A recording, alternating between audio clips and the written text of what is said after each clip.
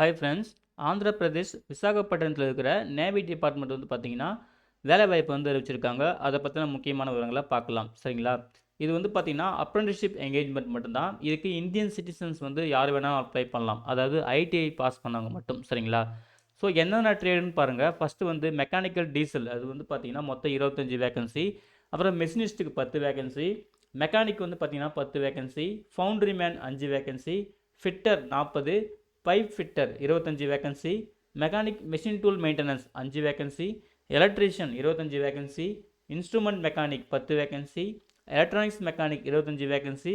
Welder 13 vacancy. Sheet metal worker 27 vacancy. Shipwright 22 vacancy. Painter 13. Mechanic mechatronics 10. Computer operated programming assistant COPE அப்படின்னு சொல்லுவாங்க 10 vacancy. சரிங்களா? மொத்தம் இத்தனை ட்ரேடுக்கு வந்து பார்த்தீங்கன்னா 275 வேகன்சி இருக்குது. அதுவுமே வந்து கம்யூனிட்டி வைஸாகவும் ஒவ்வொரு ட்ரேடுக்கு சொல்லியிருக்காங்க. ஸோ உங்கள் தெளிவாக செக் பண்ணிக்கோங்க. பிடபிள்யூடி கேண்டிடேட்டுக்கும் எக்ஸ் மேனுக்கும் இந்த டோட்டல் வேகன்சியில் வந்து டிஸ்ட்ரிபியூட் ஆகும்னு சொல்லியிருக்காங்க. ஸோ தெளிவாக வந்து வேகன்சி வந்து செக் பண்ணிக்கோங்க. சரிங்களா? ஸோ குவாலிஃபிகேஷன் வந்து பார்த்தீங்கன்னா நீங்கள் 10th முடிச்சுட்டு ஐடிஐ வந்து நேஷ்னல் லெவல் இல்லை ஸ்டேட் லெவலில் படிச்சிருக்கணும் அப்படின்னு சொல்லியிருக்காங்க. 10th வந்து பார்த்தீங்கன்னா நீங்கள் மினிமம் 50% வந்து மார்க் செக்யூர் பண்ணியிருக்கணும். அப்புறம் ஐடிஐயில் வந்து 65% செக்யூர் பண்ணியிருக்கணும் அப்படின்னு சொல்லியிருக்காங்க. சரிங்களா? அதுக்கு பிறகு என்ன சொல்லியிருக்காங்கன்னா உங்களுக்கு 10த்லேயோ இல்லை ஐடிஐலையோ பர்சன்டேஜோ இல்லை கிரேட் பாயிண்ட் முறையிலே உங்களுக்கு வந்து மார்க் இல்லைனா அப்படின்னு பார்த்தீங்கன்னா கன்சிடர் பண்ணிக்க மாட்டோம் அப்படின்னு சொல்லியிருக்காங்க. கண்டிப்பாக பர்சன்டேஜ் பேஸில் தான் நீங்கள் 10th ஐடிஐயில் வந்து முடிச்சிருக்கணும் அப்படின்னு சொல்லியிருக்காங்க. ஓகேங்களா? அப்புறம் மினிமம் 14 வயசு வந்து கம்ப்ளீட்டாக இருக்கணும்னு சொல்லியிருக்காங்க. ஓகேங்களா? அதாவது உங்கள் டேட் ஆஃப் பர்த் பார்த்தீங்கன்னா மே 2 2011 சரிங்களா? அன்றைக்கோ அதுக்கு உள்ளாரதே உங்கள் டேட் ஆஃப் பர்த் இருக்கணும் அப்படின்னு சொல்லியிருக்காங்க. அதுக்கப்புறம் ஃபிசிக்கல் ஸ்டாண்டர்ட் வந்து பார்த்தீங்கன்னா அப்ரெண்டிஸ் ரூல்ஸ் படி இருக்கும்னு சொல்லியிருக்காங்க. நீங்கள் ஆல்ரெடி அப்ரெண்டிஸ்ஷிப் போயிட்டுருக்கீங்க இல்லை வந்து அப்ரெண்டிஸ்ஷிப் முடிச்சிருந்தீங்கன்னா நீங்கள் வந்து நாட் எலிஜிபிள் அப்ளை பண்ணுறதுக்குன்னு சொல்லியிருக்காங்க. ஓகேங்களா? ஒன்லி ஃப்ரெஷ் கேண்டிடேட் மட்டும் தான் அப்ளை பண்ணணும்னு சொல்லியிருக்காங்க. அப்புறம் ரிசர்வேஷன் பார்த்தீங்கன்னா கவர்மெண்ட்ஸ் கைட்லைன்ஸ் படி ஃபாலோ பண்ணி கொடுக்கப்படும் சொல்லிட்டு எஸ்சி எஸ்டி ஓபிசி கேட்டகரிக்கு அப்புறம் பிடபிள்யூடி கேட்டகரிக்கு அப்புறம் எக்ஸ் கேட்டகரிக்குன்னு சொல்லிட்டு அவங்களுக்கான கைட்லைன் கொடுத்துருக்காங்க. தெளிவாக செக் பண்ணிக்கோங்க. இதுக்கு அப்ளை பண்ணுறதுக்கான ப்ரொசீஜர் வந்து பார்த்தீங்கன்னா நீங்கள் ஃபஸ்ட்டு என்ன பண்ணணும்னா www.apprenticeshipindia.government.in வெப்சைட்டில் போயிட்டு நீங்கள் என்ரோல் பண்ணணும். அதில் உங்களுக்கு ஐடி வந்து க்ரியேட் ஆகும். அந்த ஐடி யூஸ் பண்ணிட்டு நீங்கள் என்ன பண்ணணும், அகைன் வந்து அதே வெப்சைட்டில் லாகின் பண்ணிவிட்டு அங்கே போயிட்டு அப்ரெண்டிஸ்ஷிப் ஆப்பர்ச்சுனிட்டி சொல்லிட்டு இருக்கும். அதை வந்து சர்ச் பண்ணிங்கன்னா அங்கே வந்து நாவல் டாக்யார்ட் அப்படின்னு சொல்லிட்டு இந்த ஐடி இருக்கும் பாருங்கள். E0815280002 இந்த ஐடியை சர்ச் பண்ணி கரெக்டாக அங்கே போயிட்டு கிளிக் அப்ளைன்னு சொல்லிட்டு கொடுத்தீங்கன்னா அப்ளை பண்ணுறதுக்கான ப்ரொசீஜர் வரும்னு சொல்லியிருக்காங்க. அதுக்கப்புறம் நீங்கள் வந்து அப்ளை பண்ணிக்கலாம்னு சொல்லியிருக்காங்க. ஓகேங்களா? ஒன்ஸ் நீங்கள் அப்ளை பண்ணி முடிச்சதுக்கப்புறம் சரிங்களா, அந்த கம்ப்ளீட் ப்ரொஃபைலை வந்து நீங்கள் பிரிண்ட் அவுட் எடுக்கணும். சரிங்களா? அந்த பிரிண்ட் அவுட் எடுத்துகிட்டு நீங்கள் என்ன பண்ணணும்னா இந்த நோட்டிஃபிகேஷன் கீழே ஒரு அப்ளிகேஷன் ஃபார்ம் இருக்குது. அதுக்கப்புறம் ஹால் டிக்கெட்டுமே இருக்குது. சரிங்களா? அதாவது hall ticket format. Hall ticket வந்து அவங்க அனுப்ப மாட்டாங்க. நீங்கள் வந்து ஃபில் பண்ணி அனுப்பணும். அந்த ஹால் டிக்கெட் தான் மறுபடியும் உங்களுக்கு ரிட்டர்ன் அனுப்புவாங்க. சரிங்களா? ஸோ அந்த அப்ளிகேஷன் கூட ஹால் டிக்கெட் ஃபார்மேட் இருக்குது. அது எல்லாமே நீங்கள் தான் வந்து பார்த்தீங்கன்னா ஃபில் பண்ணணும். சரிங்களா?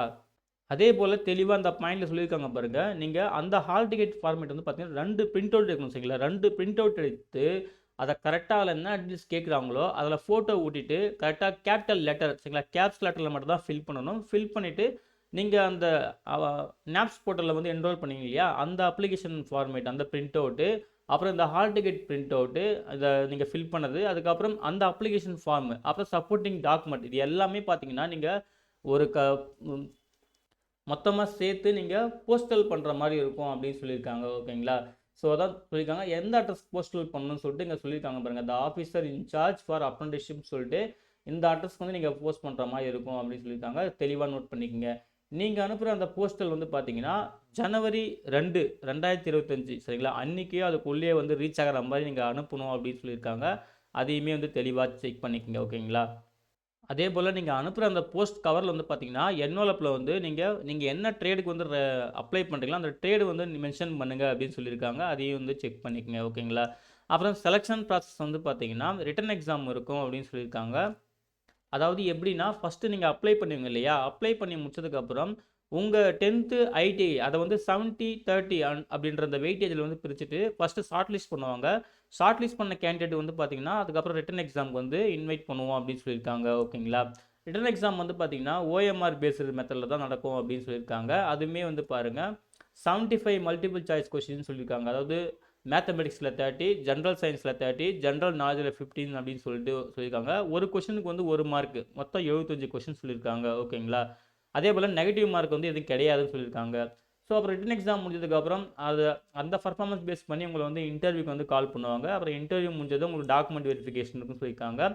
டாக்குமெண்ட் வெரிஃபிகேஷனுக்கு நீங்கள் என்னென்ன சர்டிஃபிகேட் கொண்டு வரணும், ஒரிஜினல் சர்டிஃபிகேட் அப்படின்னு சொல்லிட்டு தெளிவாக சொல்லியிருக்காங்க. அந்த லிஸ்ட்டுமே நோட் பண்ணிக்கோங்க. ஓகேங்களா? அப்புறம் டாக்குமெண்ட் வெரிஃபிகேஷன் முடிஞ்சதுக்கப்புறம் உங்களுக்கு ஓரல் டெஸ்ட், அதாவது டெக்னிக்கல் ஸ்கில்னு சொல்லுவாங்க. இது வந்து நீங்கள் என்ன ட்ரேடோ அந்த ட்ரேட் ரிலேட்டடாக உங்களுக்கு டெக்னிக்கலாக வந்து டெஸ்ட் பண்ணுவோம் அப்படின்னு சொல்லியிருக்காங்க. அதுக்கப்புறம் ஃபைனல் மெரிட் லிஸ்ட் வந்து பார்த்தீங்கன்னா உங்கள் ரிட்டன் எக்ஸாம் அப்புறம் இன்டர்வியூ இதை பேஸ் பண்ணி தான் இருக்கும் அப்படின்னு சொல்லியிருக்காங்க. அப்புறம் செலக்ட் பண்ண கேண்டிடேட் லிஸ்ட் வந்து நாங்கள் வெப்சைட்டில் வந்து பப்ளிஷ் பண்ணுவோம். உங்கள் ரிஜிஸ்டர்ட் இமெயில் ஐடிக்கும் நாங்கள் இன்டிமேட் பண்ணுவோம் அப்படின்னு சொல்லியிருக்காங்க. அதையுமே வந்து பார்த்துக்குங்க. அப்புறம் மெடிக்கல் எக்ஸாமும் கண்டிப்பாக செக் பண்ணுவோம். ஸோ அதுலேயும் நீங்கள் ஃபிட்டாக இருக்கணும்னு சொல்லியிருக்காங்க. அதையும் தெளிவாக பார்த்துக்குங்க. சரிங்களா? அப்புறம் எக்ஸாம் ஷெடியூல். சரிங்களா? ரிட்டன் எக்ஸாம் வந்து பார்த்தீங்கன்னா 28 பிப்ரவரி 2025 சரிங்களா அன்னைக்கு நடக்கும் அப்படின்னு சொல்லியிருக்காங்க.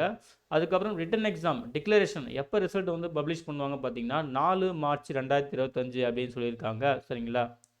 அதுக்கப்புறம் இன்டர்வியூ டேட் வந்து பாருங்கள் ஒவ்வொரு ட்ரேடுக்கும் வந்து சொல்லியிருக்காங்க. அதாவது எலக்ட்ரீஷியன்லேருந்து இன்ஸ்ட்ருமெண்ட் மெக்கானிக் வரைக்கும் 7 மார்ச் 2025, அப்புறம் பெயிண்டர்லேருந்து ஷீட் மெட்டல் ஒர்க்கர் வரைக்கும் 10 மார்ச் 2025, ஃபிட்டர்லேருந்து மெக்கானிக் டீசல் வரைக்கும் 11 மார்ச் 2025, அப்புறம் மெஷினிஸ்ட்லேருந்து COPA வரைக்கும் அந்த ட்ரேட் வரைக்கும் பார்த்தீங்கன்னா 12 மார்ச் 2025 சரிங்களா? இந்த 4 நாள் வந்து நோட் பண்ணிக்கோங்க. உங்களுக்கு எந்த ட்ரேடோ தெளிவாக நோட் பண்ணிவிட்டு உங்களுக்கான இன்டர்வியூ டேட் வந்து பார்த்துக்குங்க. இந்த இன்டர்வியூக்கான ரிசல்ட் வந்து பார்த்தீங்கன்னா 17 மார்ச் 2025 வந்து நாங்கள் அனௌன்ஸ் பண்ணுவோம் சொல்லியிருக்காங்க. அதுக்கப்புறம் மெடிக்கல் எக்ஸாம் டேட் வந்து பார்த்தீங்கன்னா 19 மார்ச் 2025 காமனாக நடக்கும் அப்படின்னு சொல்லியிருக்காங்க. இந்த டேட்லாம் வந்து டென்டேட்டிவ் தான். மேபி சேஞ்ச் ஆகலாம். சேஞ்ச் ஆகினா கண்டிப்பாக கேண்டிடேட் நாங்கள் இன்ஃபார்ம் பண்ணுவோம் அப்படின்னு தெளிவாக சொல்லியிருக்காங்க. சரிங்களா?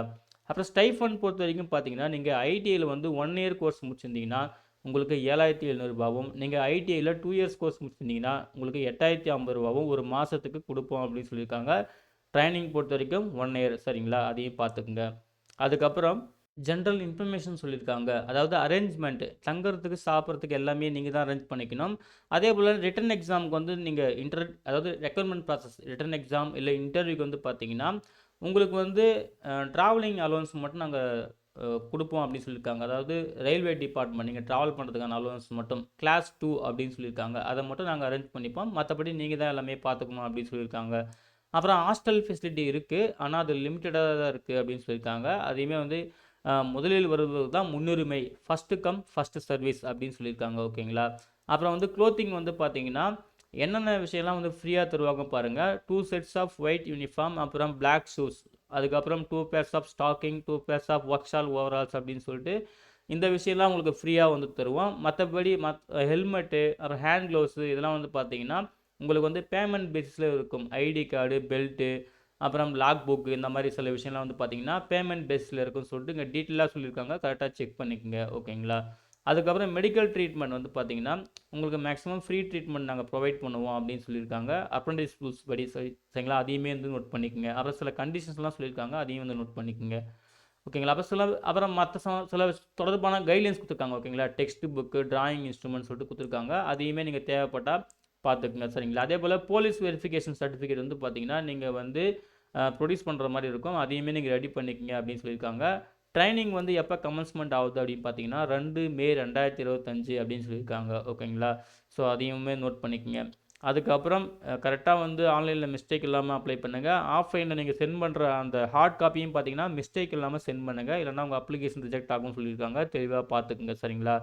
ஸோ இதுதான் ஃப்ரெண்ட்ஸ். இதுக்கப்புறம் அப்ளிகேஷன் ஃபார்மேட் ஃபஸ்ட்டு வந்து பார்த்தீங்கன்னா ஹால் டிக்கெட் ஃபார்மேட் கொடுத்துருப்பாங்க.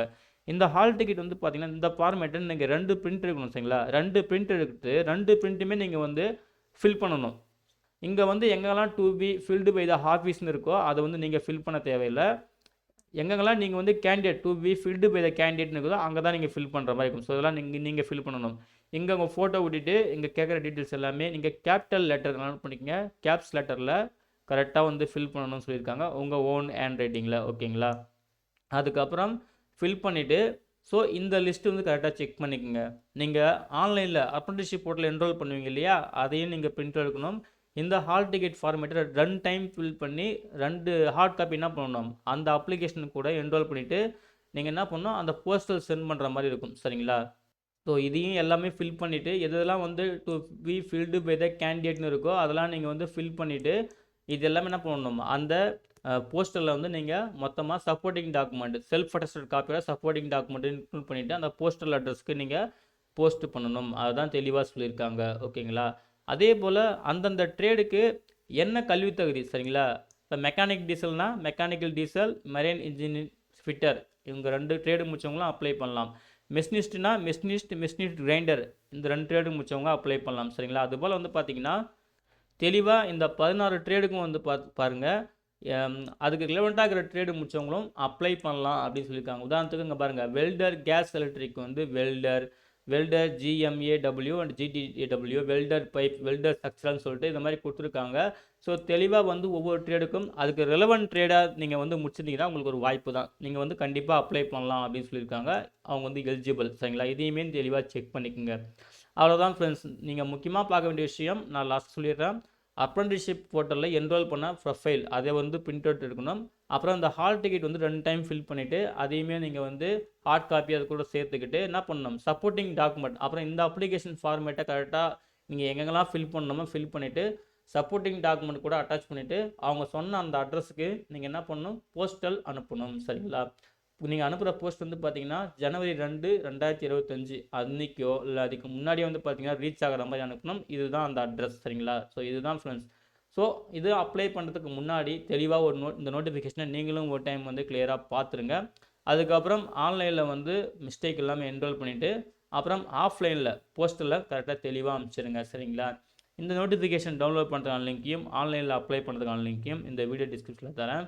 செக் பண்ணி நீங்களும் வந்து எலிஜிபிலிட்டி க்ரைட்டீரியா மீட் ஆச்சுன்னா அப்ளை பண்ணிக்கோங்க. ஓகேங்களா. ஓகே ஃப்ரெண்ட்ஸ், இந்த வீடியோ பிடிச்சிருந்தா மறக்காமல் லைக் பண்ணுங்கள், மறக்காமல் உங்கள் ஃப்ரெண்ட்ஸுக்கும் ஷேர் பண்ணுங்கள். அட்லீஸ்ட் ஏதாவது ஒருத்தருக்காவது ஹெல்ப்ஃபுல்லாக இருக்கும். அப்ளை பண்ணுற எல்லாருக்கும் wish you all the best. Thank you.